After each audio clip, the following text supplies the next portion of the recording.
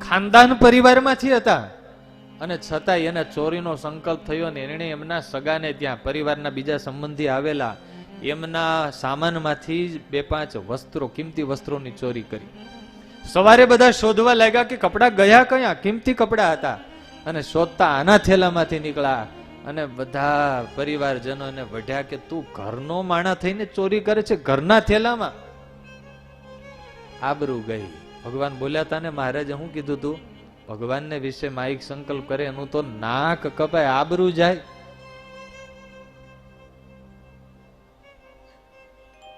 ગુણાતીતાનંદ સ્વામીએ વાલા ભક્તજનો વાતોમાં લખ્યું, એ સારામાં સારું શું ને ભૂંડામાં ભૂંડું શું? સ્વામી કે ભગવાન, આવા ભગવાનને આવા સાધુ મળ્યા એ સારામાં સારું ને ભૂંડામાં ભૂંડું શું? તો કે એમાં મનુષ્ય ભાવ આવી જાય એ ભૂંડામાં ભૂંડું છે.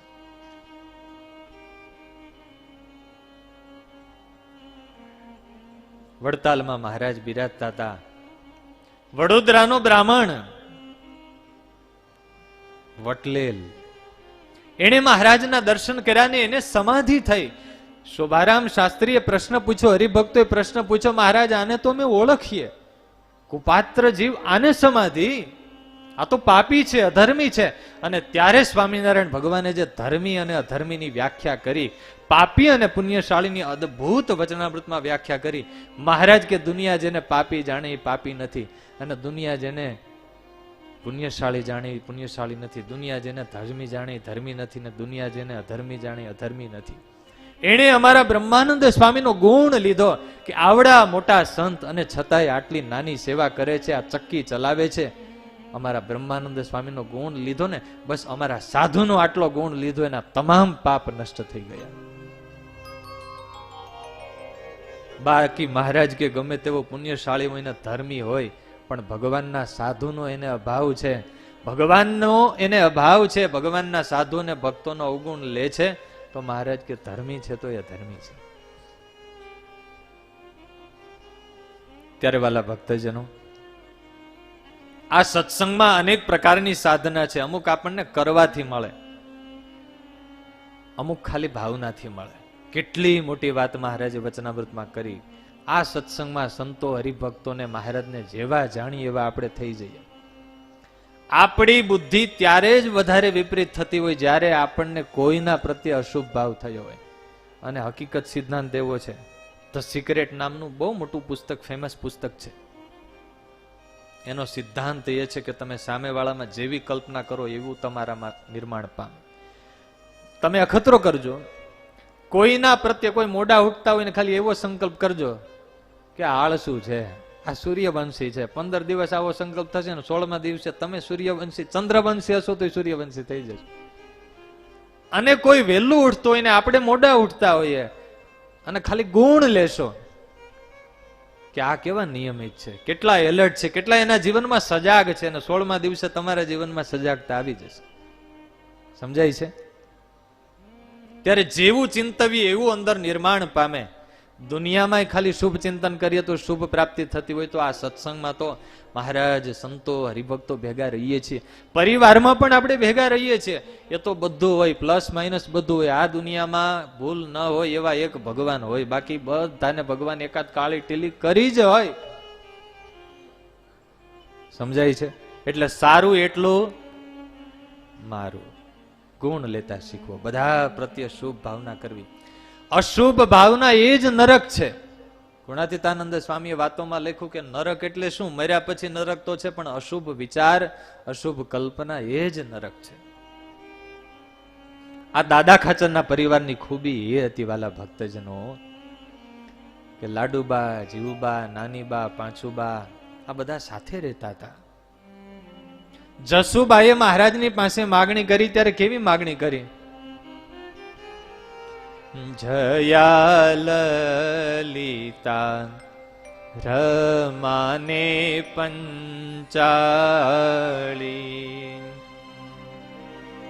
જયા લલિતા રમાને પંચાળી, તેને સમજો હું મુક્ત સમાન, માગો વરનાથજી. આ સત્સંગમાં બધાને મુક્ત સમજવા, મુક્ત બુદ્ધિ રાખવી. મહારાજ આ દાદાના દરબારમાં ડંકાની ચોટ ઉપર મહારાજ બોલ્યા છે. મહારાજ કે અમને દેખાય છે આ ગઢડું શહેર કે આ દાદાનો દરબારગઢ દેખાતો નથી. મહારાજ કે અમારી મૂર્તિ કે અક્ષરધામનું મધ્ય અમે બોલીએ છીએ તો એ ત્યાં થકા બોલીએ છીએ, તમને બધાને પણ ત્યાં બેઠેલા જોઈએ છીએ. આપણી દ્રષ્ટિમાં આપણા પરિવારના સભ્યો, આ સંતો, આ ભક્તો માઈક દેખાતા હોય, ભલે દેખાય, આપણે મહારાજના નેત્રોથી દર્શન કરવા, મહારાજની આંખથી દર્શન કરવા.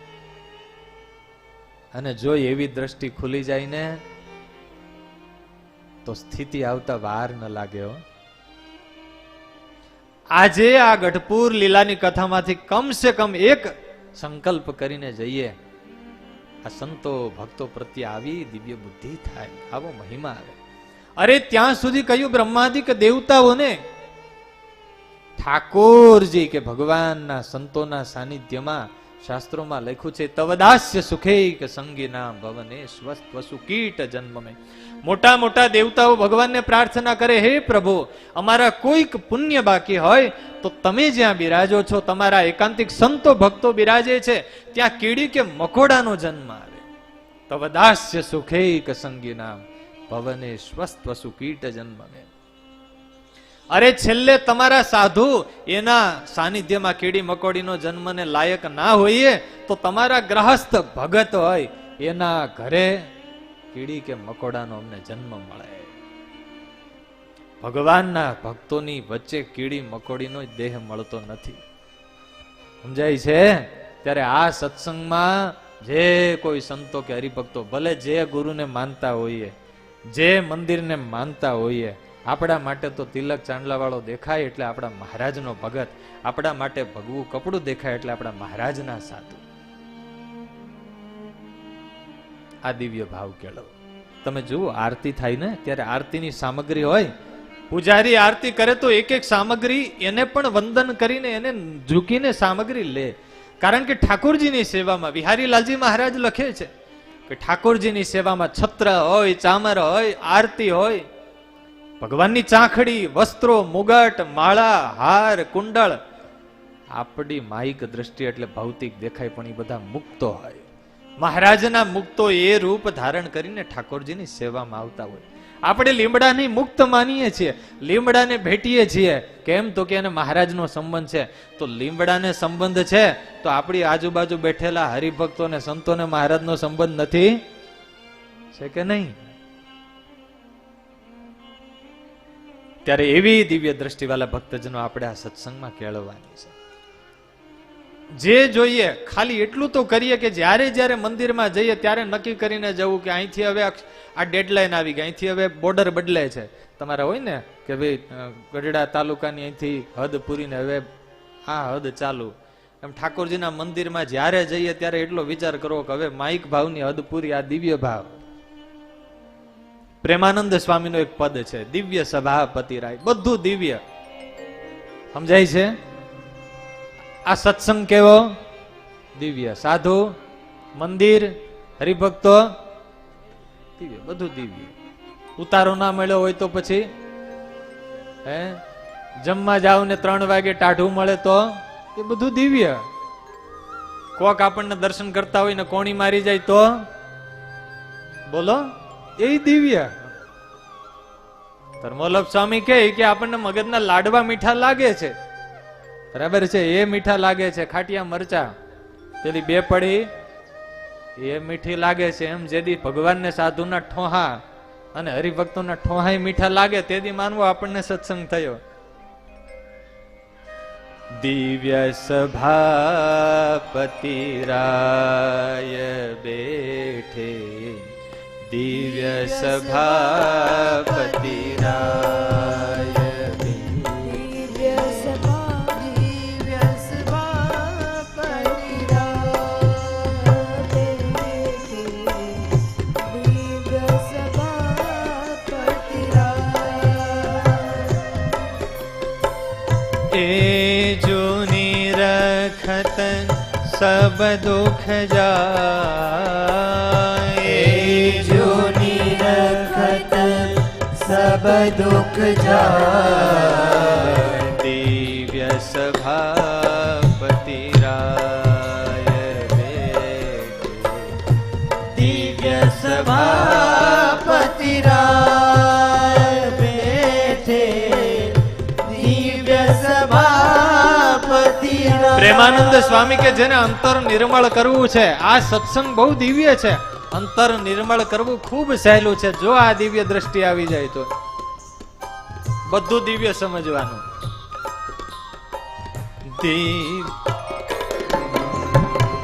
દિવ્ય સિંહાસન દિવ્ય સુખાસન दिव्य सिंहासन दिव्य सुखासन। दिव्य सिंहासन दिव्य सुखासन दिव्य सिंहासन दिव्य सुखासन। दिव्य तेज के दिव्य तेज के दिव्य अक्षरपति दिव्य करतरति दिव्य अक्षरपति दिव्य करतरति। दिव्य चरण चितला दिव्य सभापति राय बैठे। दिव्य सभापति राय।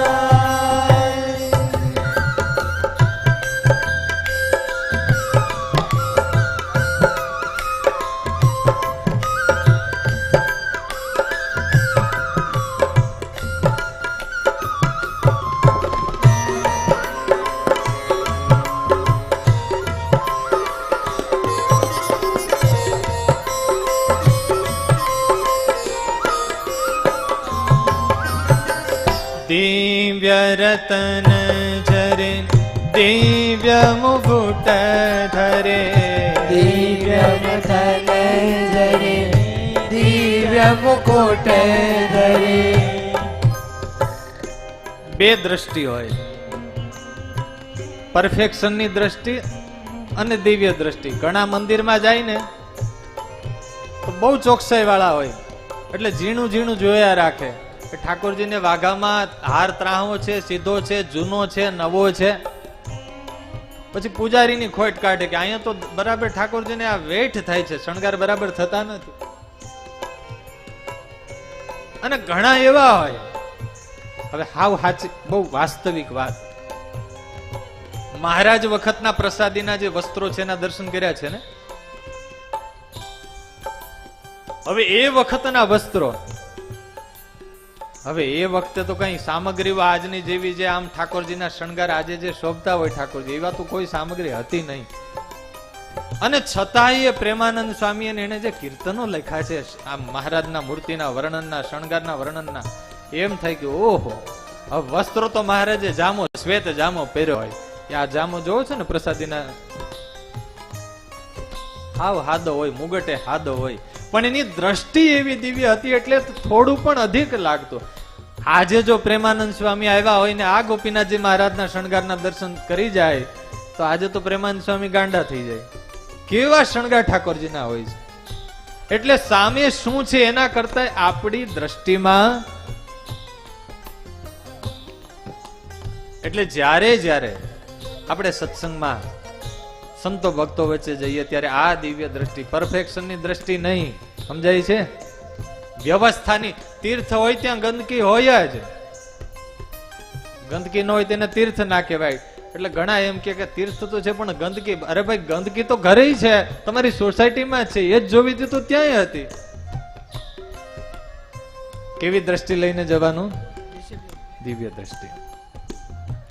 દિવ્ય રતન જડે દિવ્ય મુકુટ ધરે દિવ્ય રતન જડે દિવ્ય મુકુટ ધરે દિવ્ય પરત નિત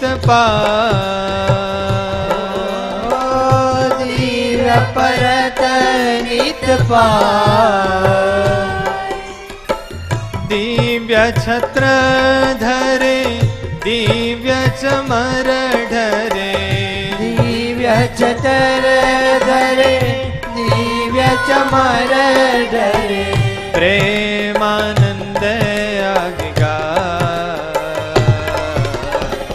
દિવ્ય સભાપતિ રાય દિવ્ય સભાપતિ રાય દિવ્ય સભાપતિ રાય સભાપતિ દિવ્ય સભાપતિ રાય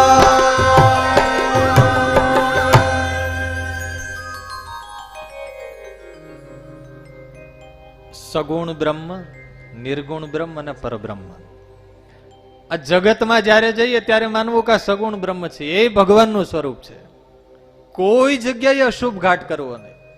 અશુભ હોય તો અશુભ ઘાટ ના કરવો. અજામિલ પવિત્ર બ્રાહ્મણ હતો, પણ એનું અંતર ચાંડાળ જેવું થઈ ગયું. એનું કારણ શું? તો કે એક અશુભ દ્રશ્ય જોઈને એ વ્યક્તિ પ્રત્યે અશુભ કલ્પના કરી. જ્યાં કંઈ લેવા દેવા નથી, એના સ્વભાવ એને મુબારક, એની ભૂલ એને મુબારક, એની આદત એને મુબારક. આ સૃષ્ટિને સગુણ બ્રહ્મ માનવું. સર્વમ ખલવિદમ બ્રહ્મ. આ સૃષ્ટિ ભગવાનનું સ્વરૂપ છે, પણ સગુણ સ્વરૂપ છે. ક્યાંય અશુભ કલ્પના નહીં. સત્સંગમાં સંતો અને હરિભક્તો તો કે નિર્ગુણ બ્રહ્મ, એ ભગવાનનું નિર્ગુણ સ્વરૂપ છે. અને મહારાજની મૂર્તિ એ પરબ્રહ્મ. પેલા નગા ધાધલ એને મહારાજ પ્રત્યે અશુભ ઘાટ થયો. મહારાજે વિકરાળ રૂપ દેખાડ્યું. મહારાજ પ્રત્યે અશુભ સંકલ્પથી એની મતિ અશુભ થઈ ગઈ. ચોરી કરી, આબરૂ ગઈ. બીજે દિવસે મહારાજની પાસે આવીને હાથ જોડીને માફી માંગી. મહારાજના ચરણોમાં પડ્યો. મહારાજ, આપ તો પરાત્પર પરબ્રહ્મ નારાયણ છો. મને તમારા પ્રત્યે માયિક સંકલ્પ થયો. પ્રભુ કૃપા કરો, હવે મને દિવ્ય દ્રષ્ટિ થાય. મહારાજ એને આશીર્વાદ દીધા.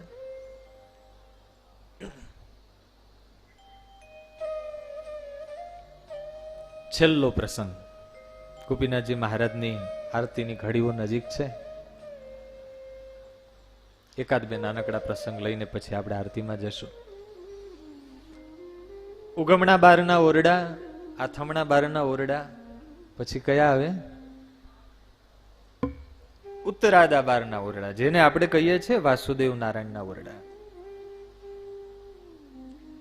જૂનો ઇતિહાસ એવું કહે છે, આમ તો મહારાજે ઘણી વાર ઓરડા બદલાવેલા. દાદા ખાચરને કે હવે ગરીબો આવ્યા છે તે ઓરડા ખાલી કરી દો, તો દાદા ખાચર ખાલી કરી દે. ઘણી વાર મહારાજે પડાવ્યા છે, ઓરડા ફેરવાયા છે. એટલે કયા ઓરડામાં કોણ રહેતું એ લગભગ બહુ જ આજુ ફિક્સ નથી, પણ છતાંય જે જૂના ગ્રંથોને આધારે માહિતી મળે છે. અમુક સમયે મહારાજે આજ્ઞા કર્યું કે હવે તમે અહીંયા રહો છો તો અહીંયા રહો. અહીંયા તો ઘરધણી કોણ હતું? માલિકનું હાલતું. માલિક કોણ હતું? મહારાજ. મહારાજ કે આમ કરવાનું છે તો હા. એટલે વાસુદેવ નારાયણના ઓરડા, જેને આપણે ઉત્તરાદા બારના ઓરડા કહીએ છીએ, ત્યાં દાદા ખાચર રહેતા. અને એની બાજુના ઓરડામાં મોટી બા જીવુબા રહેતા.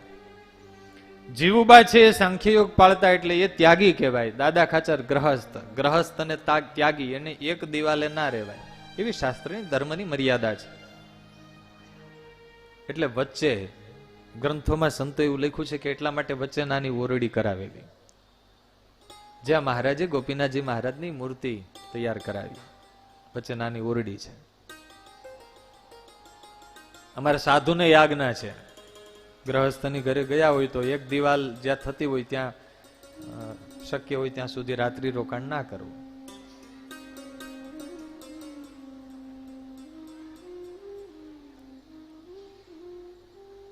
ઉત્તરાદા બારનો જમણી બાજુનો ઓરડો